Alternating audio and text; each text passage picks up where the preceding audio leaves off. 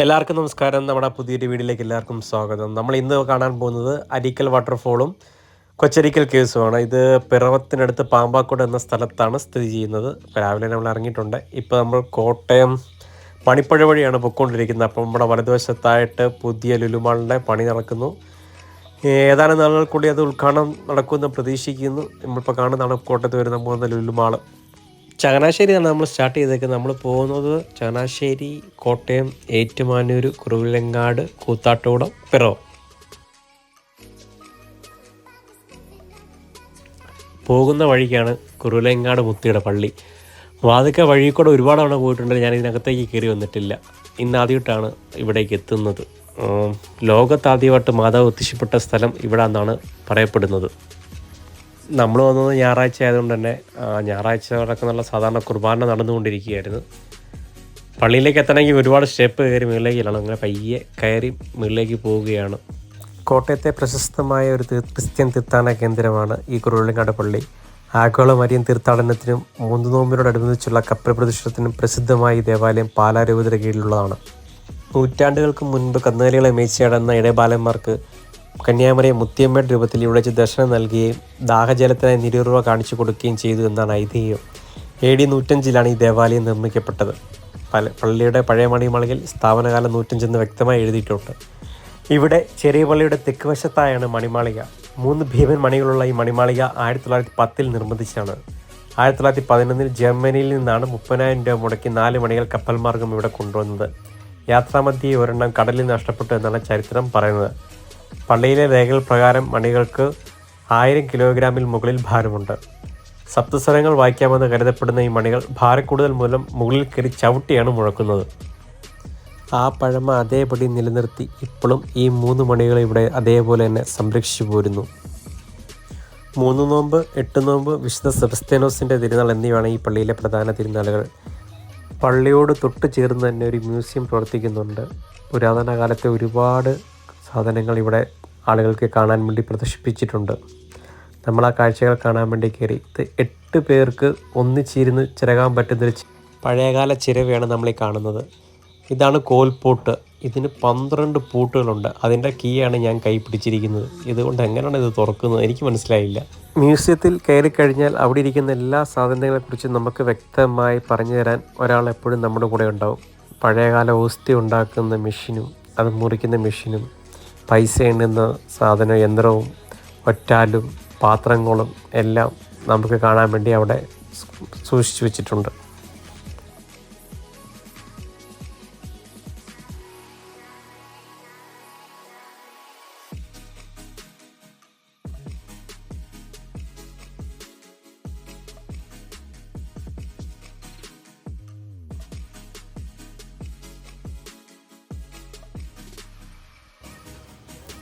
ഈ കാണുന്നതാണ് പഴയകാല താളിയോല ഗ്രന്ഥങ്ങൾ. വട്ടെഴുത്താണ് കൂടുതൽ അതിൽ എഴുതിയിരിക്കുന്നത്. ജർമ്മനിയിൽ നിന്ന് വാങ്ങിയ ആ 4 മണികളുടെയും ബില്ല് ഇപ്പോഴും ഈ മ്യൂസിയത്തിൽ സൂക്ഷിച്ചു വെച്ചിട്ടുണ്ട്.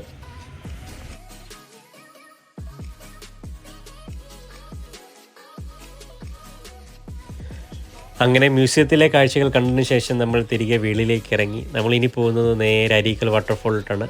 അവിടേക്ക് നമ്മൾ എത്താറായി വരുന്നു. അരീക്കൽ വാട്ടർഫോൾ ഇപ്പോൾ എറണാകുളം ജില്ലയിൽ ഒരു പ്രധാന ടൂറിസ്റ്റ് ഡെസ്റ്റിനേഷനായി മാറിയിട്ടുണ്ട്. ഞായറാഴ്ച ആയതുകൊണ്ട് തന്നെ സാമാന്യത്തിലധികം തിരക്കാണ് ഇവിടെ ഉള്ളത്.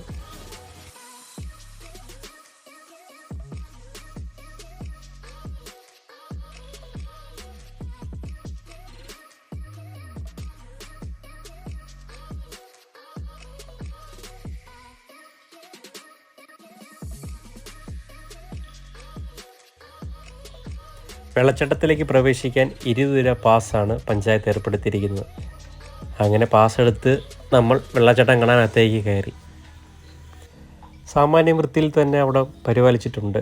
കല്ല് പാകിയ കുത്തനെയുള്ള ഇറങ്ങി വേണം വെള്ളച്ചാട്ടത്തിനടുത്തേക്ക് എത്താൻ.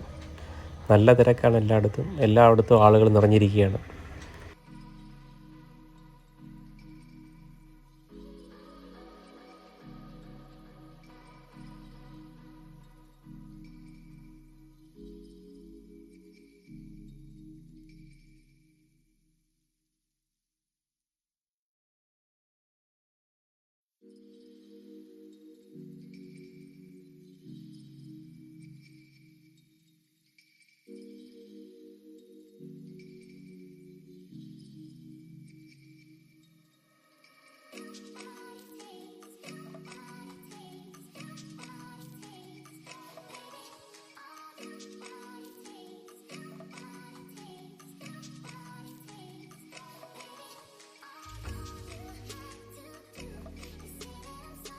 അവധി ദിവസമായതിനാൽ ആളുകൾ നിറഞ്ഞിരിക്കുകയാണ് എല്ലായിടവും.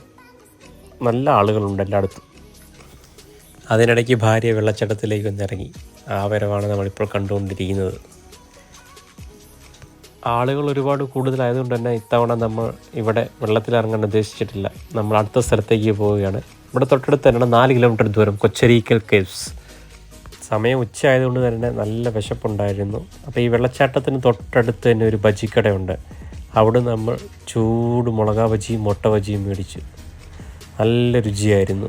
ഓരോ ചായയും കുടിച്ചു നമ്മൾ നേരെ വെള്ളച്ചാട്ടത്തിന് വെളിവശത്തേക്ക് ഇറങ്ങി. വെള്ളച്ചാട്ടത്തിന് തൊട്ട് പുറകുവശത്തുള്ള കാഴ്ചകൾ ഇതാണ്. ഈ വഴിയിലൂടെയാണ് വെള്ളം ഒഴുകി താഴേക്ക് പോകുന്നത്.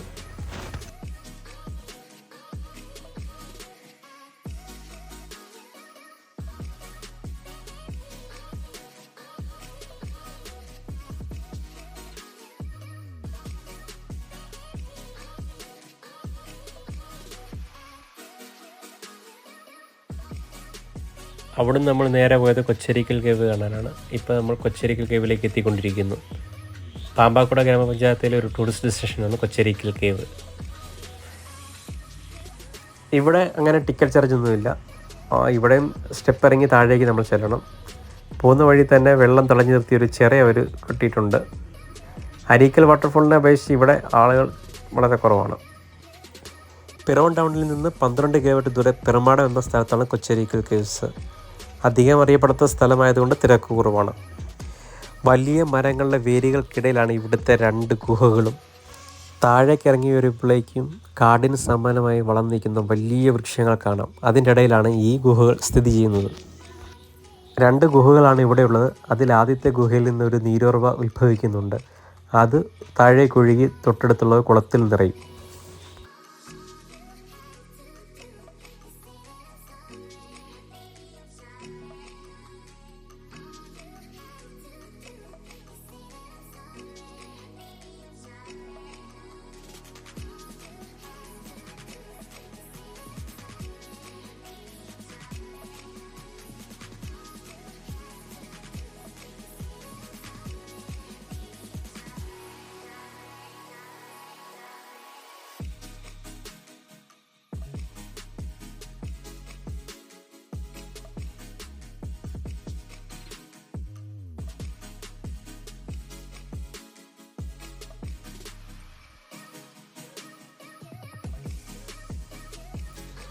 മഴക്കാലമായതിനാൽ നല്ല വഴുക്കലാണ്.